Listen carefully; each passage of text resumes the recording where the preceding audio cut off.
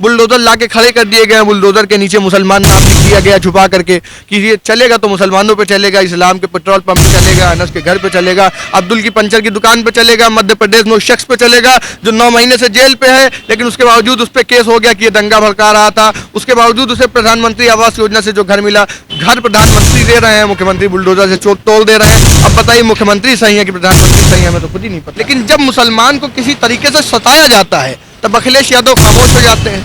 He has not mouth to speak anything. उनके पास जैसे जबानी ना मुंह ही नहीं ना कुछ बोलने के लिए। यही समाजवादी के लोग खामोश हैं, बसपा के लोग खामोश हैं। जब सब लोग खामोश हैं तब निगाह हैदराबाद की तरफ जाती है और हैदराबाद का सांसद उठ के कहता है कि supreme court is supreme but not infallible. वो इसलिए कहता है क्योंकि वो किसी और के लिए नहीं बोल रहा, वो मजलूमों के लिए आवाज उठा रहा है। इसलिए मेरे मजलिस में आने का मकसद उन लोगों की आवाज उठाना है जिनकी आवाज कभी किसी ने नहीं उठाई, उन लोगों को आगे बढ़ाना है जिनको कभी किसी ने आगे नहीं बढ़ाया, और उस कौम को आगे बढ़ाना है जो आज़ादी के वक्त कभी उरूज पे हुआ करती थी पर इन सेकुलर पार्टी ने उन्हें जमीन पर ला के रख दिया। इंशाल्लाह वो वक्त आएगा जब ये फिर से उरूज पे होगा। सलाहुद्दीन अय्यूबी जब कौम के लिए लड़ने निकले थे तो उनके जो सेनापति थे उन्होंने सलाहुद्दीन अय्यूबी को गद्दार कहा था, पर जब सलाहुद्दीन अय्यूबी ने जीत हासिल करी तो वही सेनापति आके कहा था कि मुझे सेना में ही ले लो, सेनापति बनाने की जरूरत नहीं है। उसी तरह ये समाजवादी के जो दल्ले हैं, ये जो लोग हैं, ये इंतजार में है कि मजलिस की अब 10 सीट आएगी। जैसे ही मजलिस की 10 सीट आएगी मजलिस के पास आके दामन फैला लेंगे, अरे असद साहब हमें मजलिस में ले लो, हमें भी आपके साथ काम। पर जिस शख्स ने आजम खान की ज़हनियत बदल दी उस शख्स का नाम बैरिस्टर सदुद्दीन ओवैसी है, इसलिए मुझे अपने सदर पे फख्र है। इसके अलावा छोटी सी दुनिया से निकलकर उत्तर प्रदेश की सियासत करने के लिए कानपुर में मौजूद हैं अनस अहमद, ऑल इंडिया मजलिस इत्तेहादुल मुस्लिमीन से। तो अनस साहब, सबसे पहले हम यही बात करना चाहेंगे कि आप एक छोटी सी दुनिया से निकलकर जो है सियासत करने के लिए अमीरों के नगरी में पहुंच गए हैं, यानी कानपुर, और उन सियासतदानों से लड़ने के लिए जो इस वक्त सबसे बड़े पाए बने हुए हैं। तो आप अपने आप को कहाँ देख रहे हैं और कैसे देख रहे हैं? मैं अपने आप को इस जगह पे देख रहा हूँ, मेरी लड़ाई किसी से भी हो इससे मतलब नहीं है।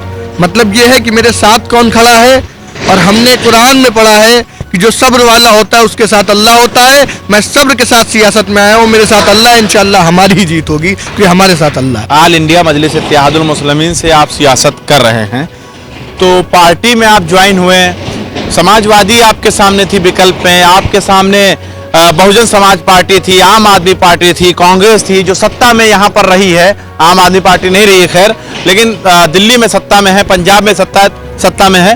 तो आप उसके साथ ना खड़े होकर ऑल इंडिया मजलिस इत्तेहादुल मुस्लिमीन में ही आखिर क्यों आप जुड़े? हमारा मजलिस से जुड़ने का सिर्फ एक रीज़न है, क्योंकि जिस वक्त जब मुसलमान दूसरों की तरफ देखता है, मसला होता है मजलूम कौन है। इस वक्त हिंदुस्तान में जो सबसे ज्यादा मजलूम कौम है वो मुसलमान की है। लेकिन जब मुसलमान को किसी तरीके से सताया जाता है तब अखिलेश यादव खामोश हो जाते हैं। He has not mouth to speak anything. उनके पास जैसे जबानी ना मुंह ही नहीं ना कुछ बोलने के लिए। यही समाजवादी के लोग खामोश हैं, बसपा के लोग खामोश हैं। जब सब लोग खामोश हैं तब निगाह हैदराबाद की तरफ जाती है और हैदराबाद का सांसद उठ के कहता है कि supreme court is supreme but not infallible. वो इसलिए कहता है क्योंकि वो किसी और के लिए नहीं बोल रहा, वो मजलूमों के लिए आवाज उठा रहा है। इसलिए मेरे मजलिस में आने का मकसद उन लोगों की आवाज उठाना है जिनकी आवाज कभी किसी ने नहीं उठाई, उन लोगों को आगे बढ़ाना है जिनको कभी किसी ने आगे नहीं बढ़ाया, और उस कौम को आगे बढ़ाना है जो आज़ादी के वक्त कभी उरूज पे हुआ करती थी पर इन सेकुलर पार्टी ने उन्हें जमीन पर ला के रख दिया। इंशाल्लाह वो वक्त आएगा जब ये फिर से उरूज पे होगा। अनस जी, ये आप दरिया देख रहे हैं? देख रहे हैं। ये दरिया जो आप देख रहे हैं, इसे आप सियासत से जोड़िए। ये दरिया है और सियासत में बहुत सारे, मैं इस दरिया और सियासत के बारे में दरिया हमेशा देखता हूँ, और कभी ये दरिया यहाँ तक आ जाता है जहाँ पे आप खड़े हैं, कभी ये दरिया एकदम नीचे हो जाता है। तो ये मजलिस का वक्त है जो अभी नीचे है, लेकिन यहाँ पे रहने वालों से पूछ लीजिए जब ये दरिया चढ़ता है तो लोग यहाँ से भागना चालू कर देते हैं। इंशाल्लाह जब मजलिस का वक्त आएगा तो तब ये सेकुलर दल वाले उसी तरह भागेंगे जिस तरह जब दरिया आता है तो यहाँ के सुअर भागा करते हैं। मतलब आप इस तरीके से सियासत करने के लिए तैयार हैं? मैं बिल्कुल तैयार हूं। मैं अपनी कौम के लिए खड़ा रहने के लिए तैयार हूं, और कौम के लिए अगर खड़ा होना है तो सियासत में आना पड़ेगा, क्योंकि वो दौर नहीं है कि आप तलवार निकाल के किसी लड़ जाएं या सलाहुद्दीन अय्यूबी बन जाएं। ये दौर संविधान का है, हम संविधान से चलना, और संविधान ने हमें राइट दिया कि हम सियासत में आए, लड़ें। हमारे पास पैसा नहीं है, हम बहुत बड़े लोग नहीं हैं, पर जो कुछ भी है हम आधी रोटी खाएंगे, पर मुसलमानों के लिए लड़ते रहेंगे, सियासत करते रहेंगे। अच्छा अनस अहमद जी, आप छोटे परिवार से आए, यही दरिया से हम एक सवाल और लेना चाहेंगे आपसे इस दरिया के अंदर मगरमच्छ भी होंगे, इस दरिया के अंदर बड़ी बड़ी मछलियां होंगी, शार्क होंगे, बहुत से बड़े बड़े मछलियां होंगी, जानवर होंगे। तो निपटना तो सबसे है। इसी तरीके से सियासत में देखिए बड़े बड़े घाघ नेता हैं उत्तर प्रदेश में, आप किससे लड़ेंगे, कैसे लड़ेंगे?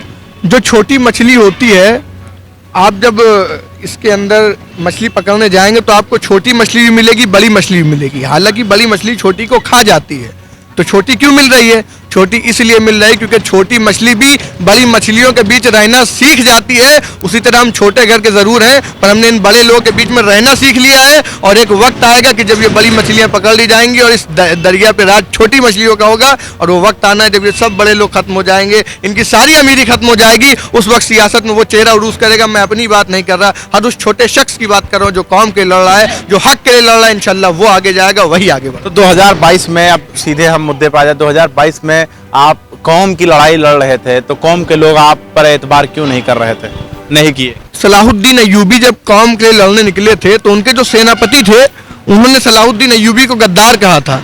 पर जब सलाहुद्दीन अय्यूबी ने जीत हासिल करी तो वही सेनापति आके कहा था कि मुझे सेना में ही ले लो, सेनापति बनाने की जरूरत नहीं है। उसी तरह समाजवादी के जो दल्ले हैं, ये जो लोग हैं, ये इंतजार में है कि मजलिस की अब 10 सीट आएगी। जैसे ही मजलिस की 10 सीट आएगी, मजलिस के पास आके दामन फैला लेंगे, अरे असद साहब हमें मजलिस में ले लो, हमें भी आपके साथ काम करना। यही कारण है 2022 में आपका सपोर्ट नहीं किया? हमारा 2022 में हर समाजवादी पार्टी का नेता सपोर्ट करना चाहता था, लेकिन अगर हमारा सपोर्ट कर देते तो खड़ंजे का ऑर्डर कहाँ से मिलता? खड़ंजे में जो 10,000 बच रहे थे वो बचना मुश्किल नहीं होता, और जो नालियां बनानी थी, नालियां खड़े होकर फोटो खिंचवा के बनानी थी, वो तो मिल नहीं पाता। वो सिर्फ कौम के लिए खड़े होते, फोटोबाजी नहीं कर पाते, वो पैसा नहीं कमा पाते। जो पैसा कमाने के लिए आए हैं, जिनको सियासत में सिर्फ पैसा कमाना है, नाम कमाना है, अरे जिसे मजलिस में लालच से आना हो मजलिस में आना छोड़ दे, समाजवादी में जाए, खंजे का ठेका ले, अपना ईमान बेचे और अपना ईमान बेच करके पैसा। मैं आपके जरिए बहुत से लोगों को जो है नसीहत की बातें करना चाहता हूं और उनको बताना चाहता हूं, उनसे भी सवाल पूछना चाहता हूं, आपसे भी।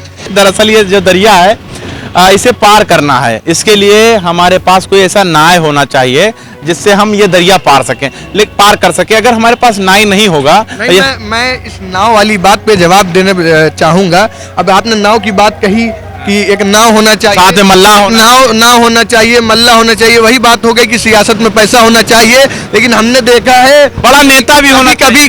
कभी नाव वहां नहीं पार कर पाती है, पर जज्बे के साथ एक लालू नाम का आदमी यही खड़ा होता है, नाव उस पार बाद में पहुंचती है। वो लालू नाम का आदमी जज्बे के साथ पहले पहुंच जाता है, उसी जज्बे के साथ हम सियासत में आएंगे। एक वक्त जो बड़े लोग हैं, लीडर की भी जरूरत है। लीडरशिप, लीडर कौन बनेगा भाई? क्या लीडर केवल बड़े लोग ही बनेंगे? बन सकते? अनस लीडर नहीं, अनस के अंदर काबिलियत नहीं है, जैब के अंदर काबिलियत नहीं है, किसी और के अंदर, अरे अब्दुल के अंदर काबिलियत नहीं है क्या? हम सिर्फ पंचर बनाएंगे, हम लीडर नहीं बन सकते। डिप्टी सीएम बनना चाह रहे थे आप लोग? अरे हम कुछ नहीं बनना चाह रहे, हम चाहते हैं मेरी कौम डिप्टी सीएम बने। अरे हम चाहते हैं वो जो अब्दुल पंचर बना रहा है ना, इसका बेटा पढ़े लिखे आईएएस बने, और आईएएस बनने के बाद जब कौम की रहनुमाई करनी तो ये डिप्टी सीएम बने, अनस अहमद डिप्टी सीएम बने या ना बने, वो कौम का बेटा डिप्टी सीएम बनना चाहिए। हम उसे डिप्टी सीएम बनाना चाहते हैं। आप क्या बात कर रहे हैं? डर नहीं लग रहा है? किससे डरेंगे, किससे डरेंगे मियाँ?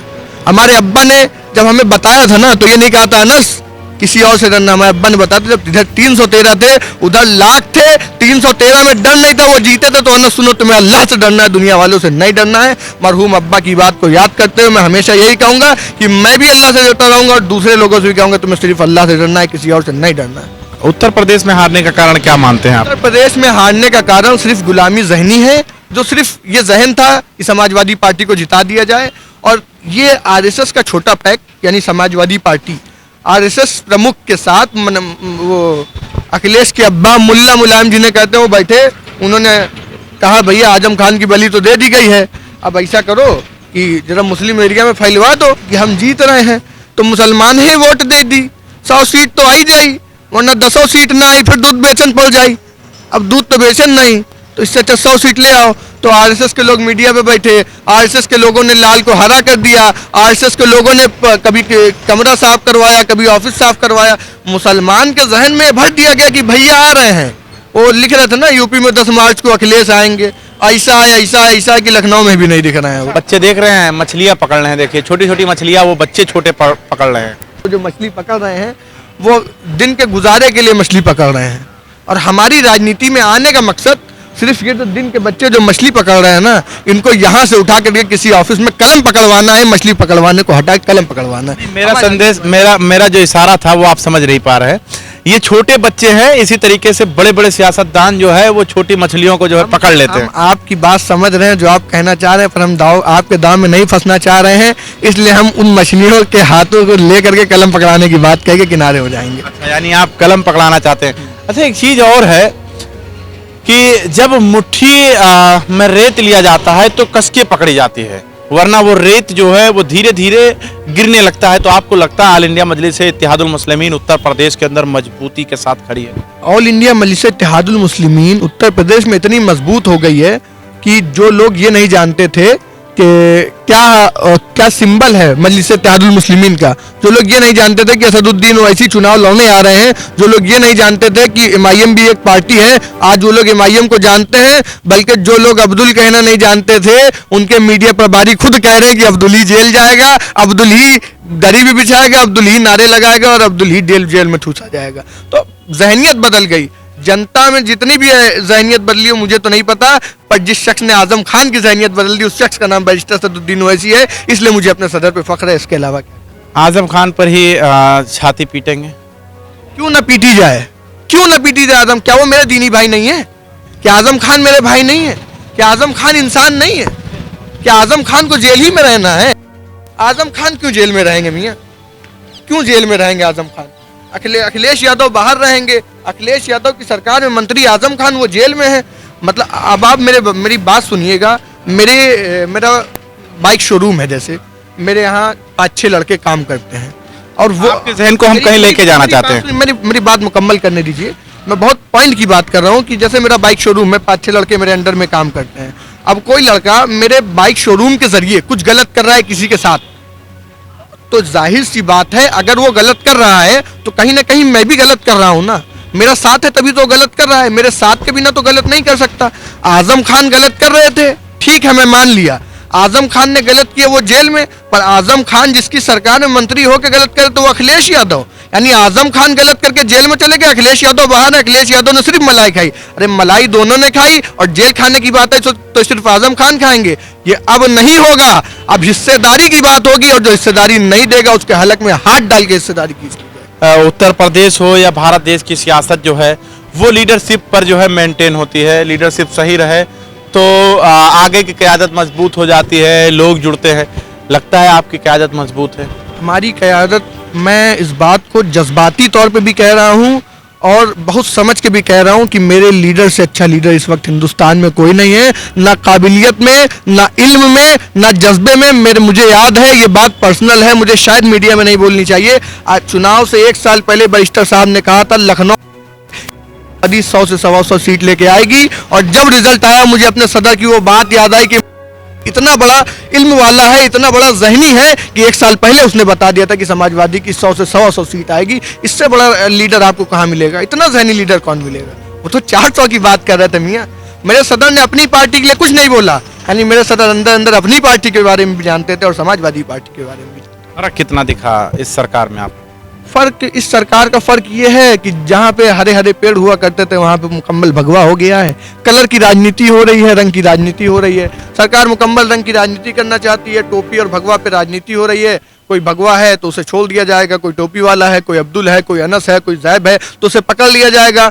बुलडोजर लाके खड़े कर दिए गए, बुलडोजर के नीचे मुसलमान नाम लिख दिया गया छुपा करके कि ये चलेगा तो मुसलमानों पे चलेगा, इस्लाम के पेट्रोल पंप पे चलेगा, अनस के घर पे चलेगा, अब्दुल की पंचर की दुकान पे चलेगा, मध्य प्रदेश में उस शख्स पे चलेगा जो 9 महीने से जेल पे है, लेकिन उसके बावजूद उस पर केस हो गया कि ये दंगा भड़का रहा था। उसके बावजूद उसे प्रधानमंत्री आवास योजना से जो घर मिला, घर प्रधानमंत्री दे रहे हैं, मुख्यमंत्री बुलडोजर से तोड़ दे रहे हैं। अब बताइए मुख्यमंत्री सही है कि प्रधानमंत्री सही है? हमें तो खुद ही नहीं पता। चलिए, बहुत बहुत शुक्रिया। तो हमारे साथ ये अनस अहमद मौजूद थे और जिनसे हम सवाल ले रहे थे, हर एक सवाल के जवाब लेने की कोशिश कर रहे थे, बेबाकी से जवाब दे रहे थे। और ये हमारे पीछे आप देख सकते हैं कानपुर की ये जो नदी है, कानपुर के शान गंगा नदी है जो हमारे पीछे है, और हमने काफ़ी यहाँ से सीखा है और यहाँ से सवाल उठाए हैं और आपने देखा भी है। और जुड़े रहे हमारे साथ। कैमरामैन चांद के साथ मैं मोहम्मद ज़ैफ, लखनऊ।